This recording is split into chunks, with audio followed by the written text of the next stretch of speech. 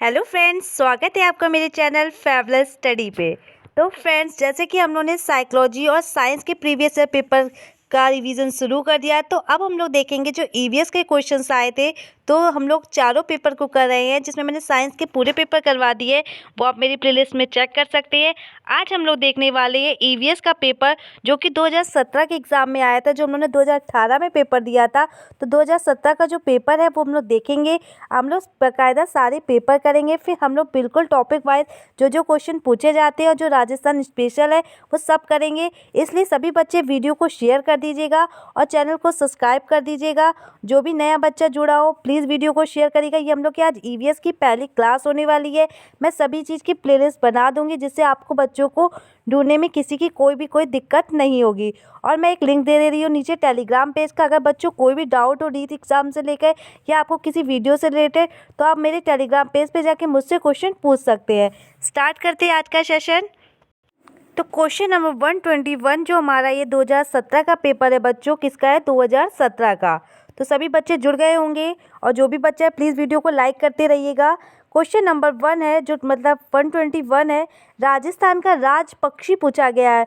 जो कौन सी state bird है राजस्थान की, ये आपको बताना है। गोडावर है या मोर है या सिद्ध गिद्ध है, सारस है। तो कौन है राजस्थान के राज पक्षी, ये आपको बताना है। तो राजस्थान का राज पक्षी पूछा गया है, तो क्या हो जाएगा? घोड़ा वर्ड हो जाएगा। आगे बढ़ते अगले उस पे अगला क्वेश्चन दे रखा है, निम्नलिखित में से कौन सा सुमेकित नहीं है, आपको सुमेकित है सॉरी, कौन सा करेक्टली मैच्ड है ये बताना है आपको। तो बॉम्बे नेचुरल हिस्ट्री सोसाइटी नई दिल्ली में है, या फिर भारतीय वनस्पति सर्वेक्षण कोलकाता में है, या भारतीय वन्य जीव संस्थान कोयम्बतूर में है, या भारतीय राष्ट्रीय जो है वनस्पति अनुसंधान संस्थान जोधपुर में है। तो कौन सा इसमें सही मैच है ये आपको बताना है। तो जो इसका राइट ऑप्शन हो जाएगा क्या होगा बच्चों? तो राइट ऑप्शन हो जाएगा बी ऑप्शन, भारतीय वनस्पति सर्वेक्षण जो संस्थान है वो कहाँ पे है? कैलकाटा में है। ठीक है, आगे बढ़ते हैं अगले क्वेश्चन की तरफ। लिखा हुआ है, निम्नलिखित में से कौन सा नवीकरणीय ऊर्जा का स्रोत नहीं है। आपको क्या पूछा गया है? कौन सा है जो नवीकरणीय ऊर्जा का स्रोत नहीं है? तो जीवाश्म ईंधन होगा, जल विद्युत होगा, पवन ऊर्जा होगा, या सौर ऊर्जा। तो नवीकरणीय ऊर्जा का स्रोत नहीं है, तो कौन सा हो जाएगा? जीवाश्म ईंधन है जो नवीकरणीय ऊर्जा का स्रोत नहीं होगा। तो प्लीज़ बच्चों वीडियो को शेयर करते रहिएगा, और जो भी बच्चा नया जुड़ता रहा प्लीज़ सब्सक्राइब कर लीजिएगा और लाइक करते रहिएगा। आगे बढ़ते हैं। क्वेश्चन नंबर अगला दे रखा है, पारितन शब्द का गठन किसने किया था? जो इकोसिस्टम है इसका गठन किसने किया था? हेकल ने, हम्बोल्ट ने, टेंसले ने, या ओडम ने? तो पारितन शब्द का जो गठन था वो किया था टेंसले महोदय ने। किसने किया था? टेंसले महोदय ने। तो 124 का राइट ऑप्शन है सी बच्चों। आगे बढ़ते हैं। अगला क्वेश्चन है, भारत का सर्वाधिक वर्षा वाला स्थान कहाँ है? कौन सा है? तो सर्वाधिक वर्षा स्थान वाला स्थान बेंगलोर में है, मैसूर में है, मासिनराम में, या श्रीनगर में? तो कहाँ पे है? मासिनराम, बिल्कुल मेघालय में जो है। तो सर्वाधिक वर्षा वाला स्थान कौन सा हो जाएगा? मासिनराम। आगे बढ़ते अगले क्वेश्चन की तरफ। लिखा हुआ है, पर्यावरण में जैविक घटक सम्मिलित है। तो कौन कौन से जैविक घटक सम्मिलित है? तो बिल्कुल भूमि भी सम्मिलित है, वायु भी, या जल भी, या पौधे भी। तो कौन से जैविक घटक सम्मिलित? तो क्या हो जाएगा इसका राइट ऑप्शन? तो पौधे जो है वो जैविक घटक के रूप में सम्मिलित है। तो सी ऑप्शन करेक्ट है। तो वीडियो को अच्छी लग रही है तो प्लीज़ लाइक कर दीजिएगा बच्चों, और शेयर करते रहिएगा। क्वेश्चन नंबर अगला है, मिनी माता disease related to which the of the following. जो मिनी माता रोग होता है संबंध किससे होता है? तो ये बहुत इंपॉर्टेंट क्वेश्चन है, बहुत से कॉम्पिटिटिव एग्जाम में आता है। तो मिनी माता किससे हो जाएगा? कैडमियम से, SO2 मतलब सल्फर डाइऑक्साइड से, या Hg मरकरी से, या कोई नहीं? तो जो मिनी माता रोग होता है वो किससे संबंधित होता है? तो वो Hg से संबंधित होता है। किससे? मरकरी से, बिल्कुल। तो बच्चों राइट ऑप्शन क्या हो जाएगा? सी ऑप्शन हो जाएगा। आगे बढ़ते हैं। अगला क्वेश्चन है जो 128 का, ये हम लोग जो बच्चों पेपर कर रहे हैं कौन सा? तो ये हम लोग 2017 का पेपर कर रहे हैं। निम्नलिखित में से अप्रेक्षित शिक्षण सामग्री कौन सी है? नॉन प्रोजेक्टेड टीचिंग एड कौन सा है? तो फिल्म स्ट्रिप है, चार्ट है, स्लाइड है, या एपिडास्कोप मतलब चित्र विस्तारक यंत्र है? तो कौन सी हो जाएगी अप्रेक्षित शिक्षण सामग्री? तो चार्ट हो जाएगा बच्चों, करेक्ट ऑप्शन हो जाएगा। तो क्या राइट ऑप्शन होगा? बी ऑप्शन सही हो जाएगा। आगे बढ़ते अगले क्वेश्चन की तरफ। अगला क्वेश्चन है, निम्नलिखित में कौन सा पर्यावरण संरक्षण से संबंधित नहीं है? ये आपको बताना है कौन सा पर्यावरण संरक्षण से संबंधित नहीं है। तो वनोन्मूलन, प्राकृतिक संसाधनों का संरक्षण, बृहद पौधारोपण या जलाशयों की सफाई। तो बच्चे इसमें आप लोग देख के समझ गए होंगे कि क्या इसका राइट आंसर जो हमारा पर्यावरण संरक्षण से संबंधित पूछ रहा है। तो सीधी सी बात है, वन का उन्मूलन पर्यावरण संरक्षण तो करेगा नहीं, तो राइट ऑप्शन क्या है, इसी के साथ जाएंगे। बाकी जो है उसका पर्यावरण संरक्षण का कार्य कर रहे हैं। आगे बढ़ते हैं अगले क्वेश्चन की तरफ। लिखा हुआ है, क्वेश्चन है, in environment education which teaching method is related to group discussion. मतलब पर्यावरण शिक्षण में सामूहिक चर्चा से संबंधित शिक्षण विधि कौन सी हो जाएगी? भूमिका निर्वाह, व्याख्यान, विचार गोष्ठी या वर्णन। तो पर्यावरण शिक्षण में जो सामूहिक चर्चा से संबंधित होगी वो कौन सी हो जाएगी?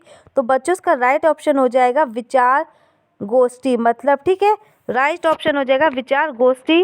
तो जिन जिन बच्चों ने डी ऑप्शन करेक्ट किया सभी बच्चों का सही है। आगे बढ़ते अगले क्वेश्चन की तरफ। लिखा हुआ सतत एवं व्यापक मूल्यांकन CCE के बारे में बताना है। इसका मुख्य मोटिव क्या है, मतलब उद्देश्य क्या है? तो विद्यालय में उपस्थिति के समय प्रतिदिन के बालक के प्रत्येक पहलू का मूल्यांकन करना, या विद्यालय में उपस्थिति के समय बालक की रुचि का मूल्यांकन करना, या विद्यालय में उपस्थित के समय बालक के ज्ञान एवं बोध का मूल्यांकन करना, या डी ऑप्शन है विद्यालय में उपस्थिति के समय बालक के कौशलों का मूल्यांकन करना। तो बच्चे सभी बच्चे क्या होगा इसका राइट आंसर समझ गए। CCC मतलब क्या होता है?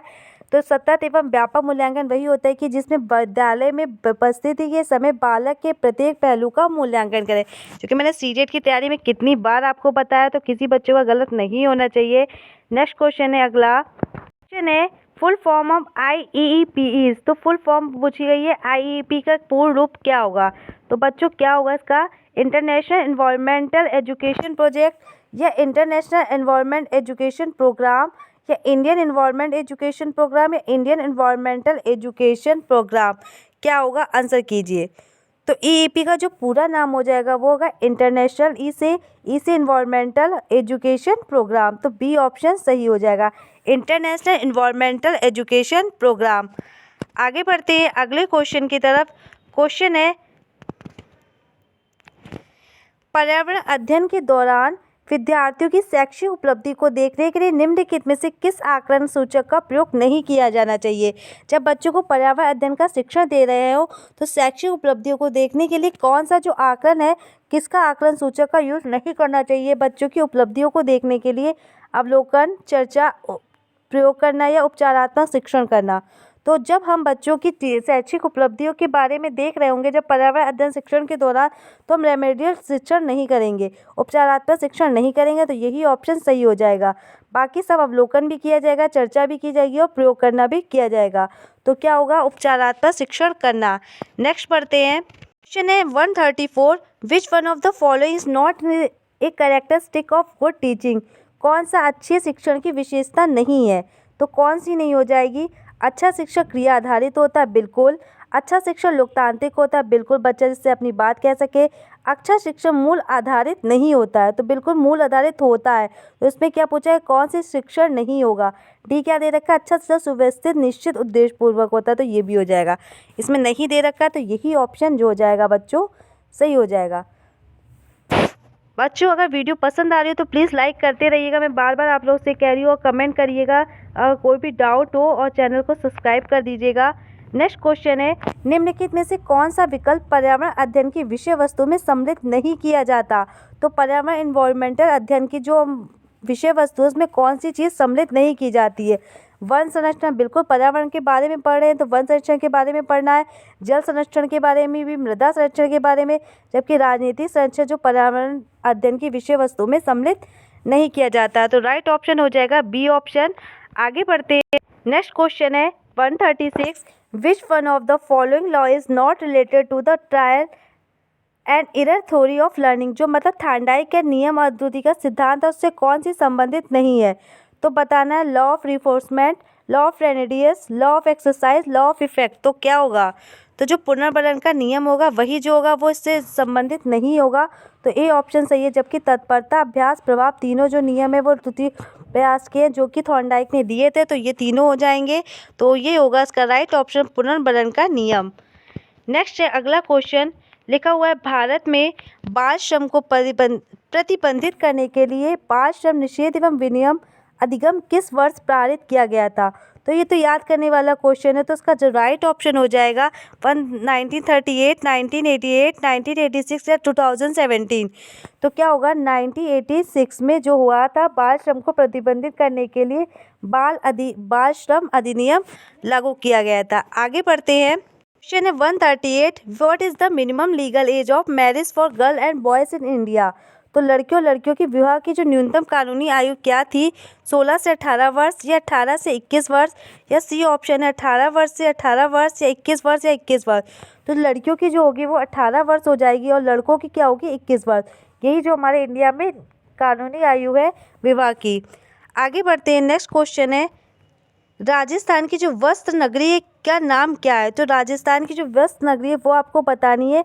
उदयपुर है, अजमेर है, भीलवाड़ा है या सीकर है। तो राजस्थान की जो वस्त्र नगरी है वो क्या हो जाएगा, भीलवाड़ा, उसको वस्त्र नगरी के नाम से फेमस है। तो डी ऑप्शन करेक्ट हो जाएगा।